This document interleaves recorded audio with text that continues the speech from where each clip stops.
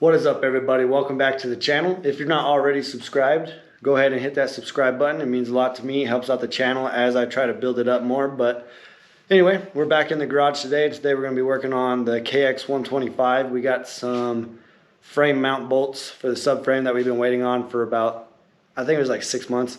And some fork guard guides that I've just kind of been putting off. So we're going to put those on today. But without further ado, let's break into this bike and start installing some parts.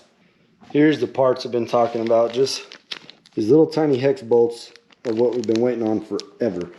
So one thing I did bring up in one of the other videos is we got this little ghetto rigged bolt right here that is not this. It's supposed to be one of these.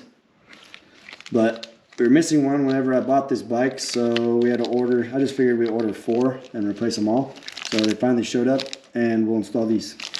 So if you are curious, it is a 6mm hex for all 4 bolts.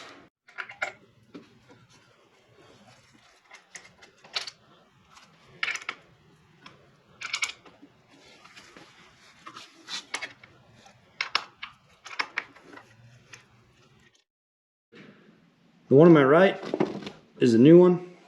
This is the old one. So I shined this one up with a buffer just to make it look pretty, but there wasn't much I could do about the threads. I mean, I tried my best with a grinder to get these all grind up, but let's install the new ones.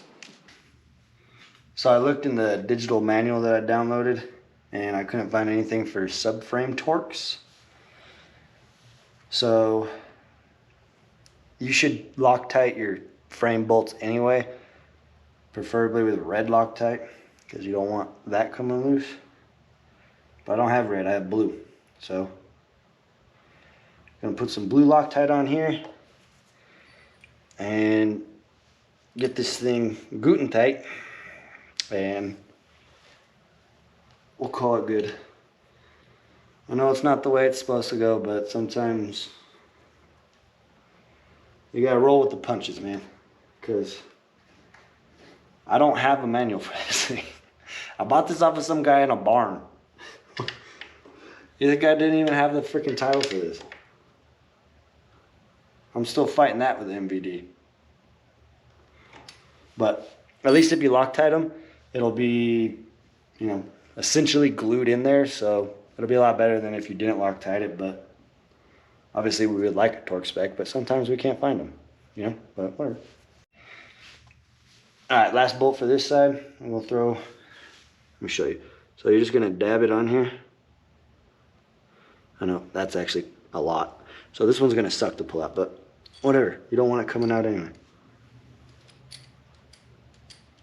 So let's put this in.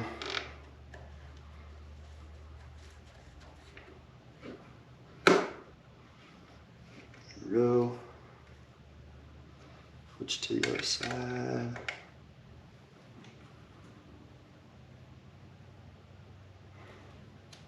Cool, nice and tight. We put our Loctite on. We didn't have the torque spec, but we did the best we could.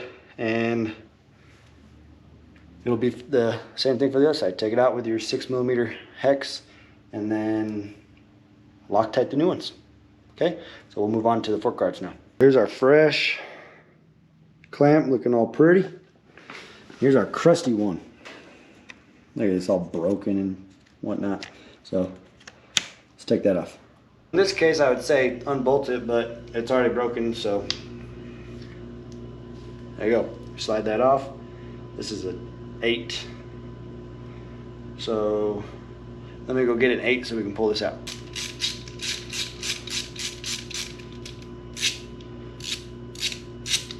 We are back with, there. Alright, oh look at it. Finally broke all the way through, imagine that. Cool. So,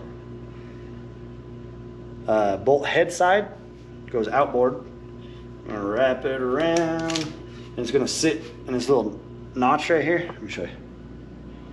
See this little notch? So the inside of it's gonna have a little, like a little groove to it, and then it's gonna sit in that notch. Make sure you get your fork guard to go through that little opening. There we go. Man, that looks so much better already instead of that gunked up BS that I had on there. Alright.